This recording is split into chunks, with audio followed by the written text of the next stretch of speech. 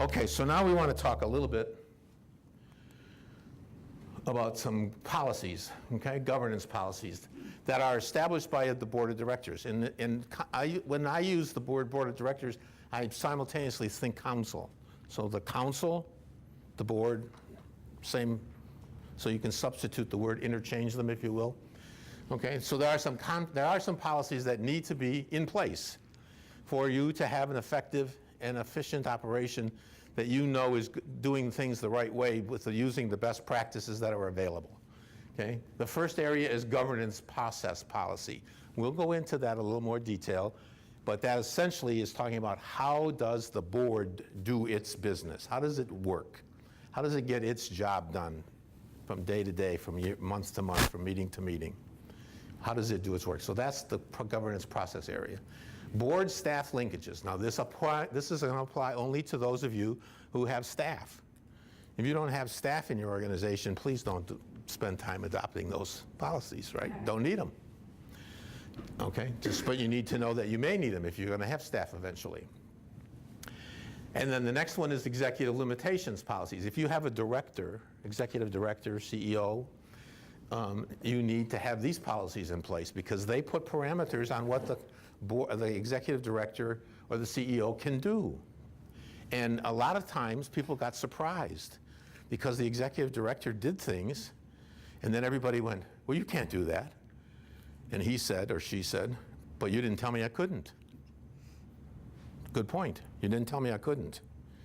And I thought it needed to be done, so I did it, okay? Now, sometimes those were good things that they did, okay? But sometimes they weren't such good things they did, you know? Sometimes assets disappeared because they didn't have the right policies in place, okay? So you need to pay attention to that in that sense, that you need to have the policies in place. I mentioned to you before that all these policies are in writing already. You can do the tweaking. You don't need to invent them. And so that should take the stress off of it right away. And some of them you need now, and some of them you're going to need later. Okay? And the ends policy, I have to learn my button portions here. So the ends policy, and it says that it should be developed last, right? That's essentially taking your mission statement, which we already have. You're going to hear more about that later from Ann, and driving down deeper and saying, how is it in this organization, Omaha, Des Moines, Lincoln, how is it that we're going to get the mission accomplished? And sometimes you can read the mission statement and you'll say, that's clear enough.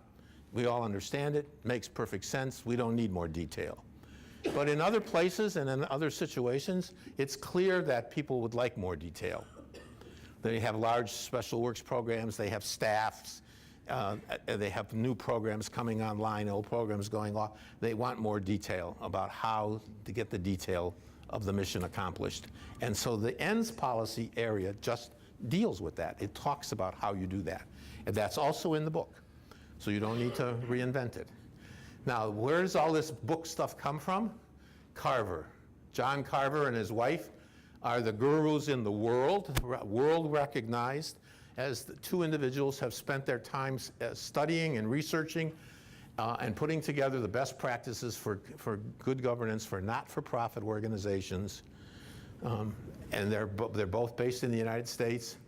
And they've written the book called Basic Principles of Policy Governance. That's on the table over there. We're going to give you some handouts that when you go home tonight to take with you that deal with all of that, okay? Does that kind of make a little sense? Not too much Greek? If it's Greek, please yell in English that I need to do more translating for you because I don't want you to be getting confused about any of it. So this is the dealing with the governance process. That's how does the board of directors, the council, get its work done. Okay?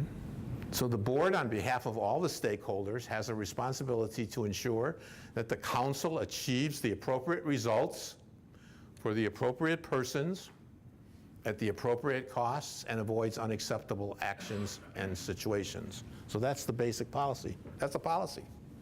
And the board determines its philosophy, its accountability, and the specifics of its own job within the letter and spirit of the rule.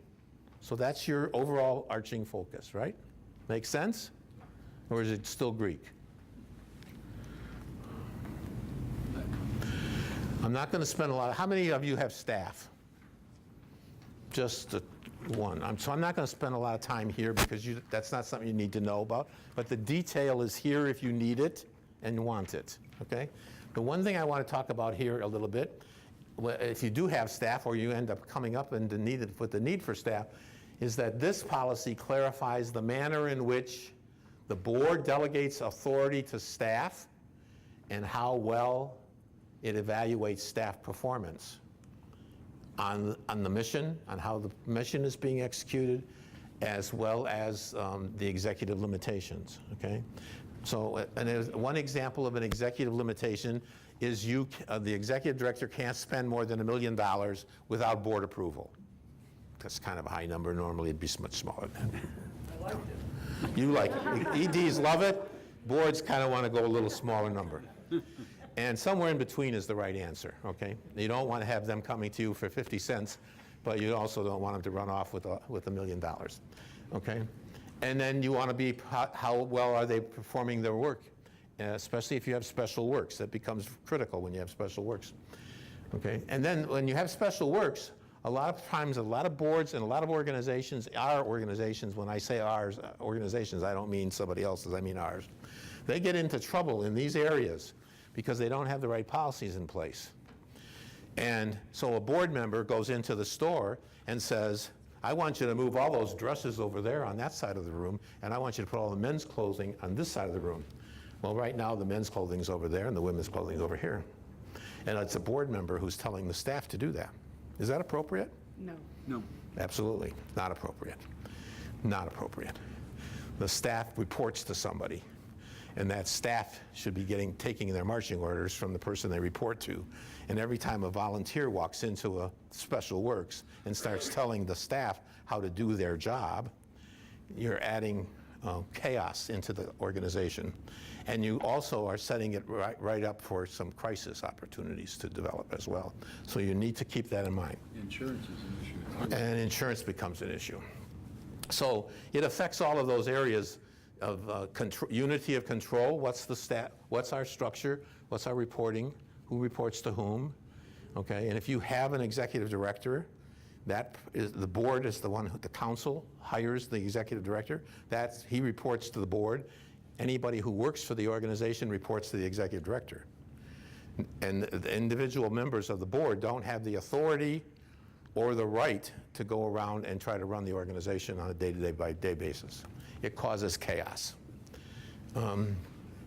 If you don't spend time in getting those policies right, then you end up with some stories like, because we didn't have the right policies in place, the treasurer was able to write checks to pay for their mortgage, a new car, and a summer vacation.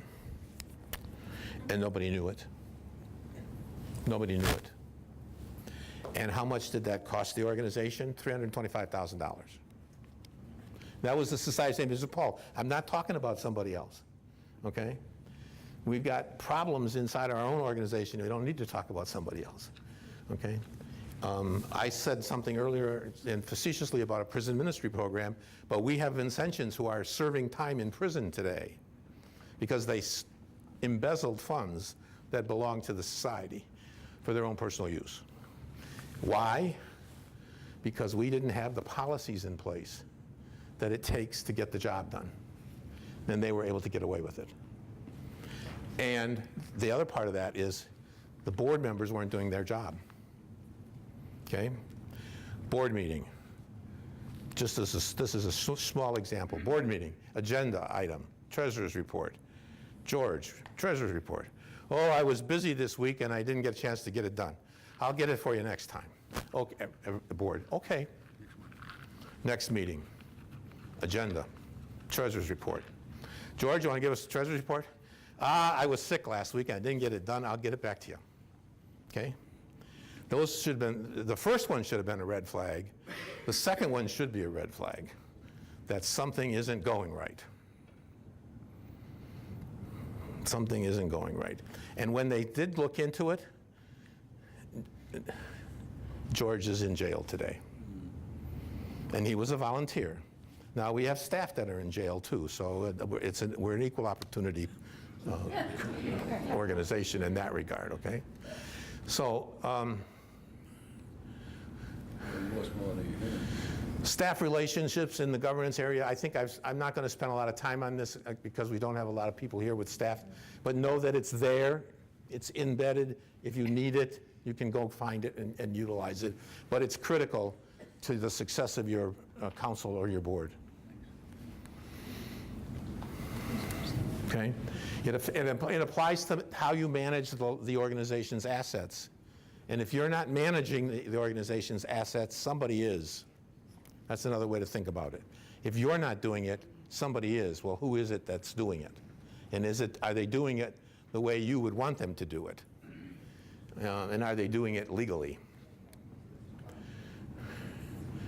So this is a good chart, and it's in your book. It kind of gives you a quick summary of an issue, an item, and who's responsible, who's in charge of it for results, and who's involved in it. So if it's a governance question or a governance issue, the responsible party is the board. Now, if you have a staff person, they should be involved in it. They shouldn't be. It's not done in a vacuum. Don't leave the room while we develop a policy that affects you. Not a smart move. Administration, that belongs to the staff, but the board needs to be involved in it. They need to be aware of the administration's policies and how they're getting things done, and they should have some reasonable input into them, okay? You don't want to be micromanaging at that point, but you want to be providing good insight, okay? Thoughtful comment, okay? And we're going to spend some more time about that relationship between those two and give you some materials that you can take home with you to work on over time when you're dealing with that, okay? So who decides how things get done, okay? That's the paid staff person, if there is a paid staff person, and you have special programs like a thrift store. And the board, they make the policy that the staff implements. See the distinction that we're making? I don't want to get into the weeds here too deep if it's registering with you at this first level. Yes, sir. This person's been there for a long time, trustworthy. How do you discreetly approach this and say, now we're going to start having an independent person reconcile the bank statements, or now we're going to have a person do Sure. these Good question. supervised audits? Two ways to do it. One is to think about it from the policy point of view. And when you write policies and you're doing your policies, that's one of the policies you include, so you don't single it out, okay?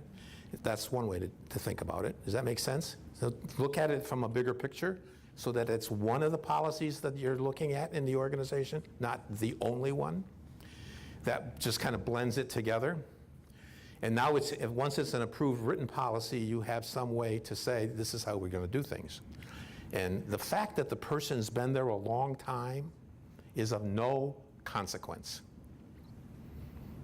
So what? It's true that that person's been there a long time, but so what? What does that have to do with good governance and good best practice policies? It has nothing to do. The length of time of somebody has got no consequence there.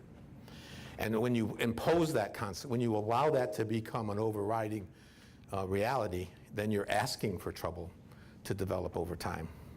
If not at that moment, it'll come, I can assure you, it'll bite you at some point in time.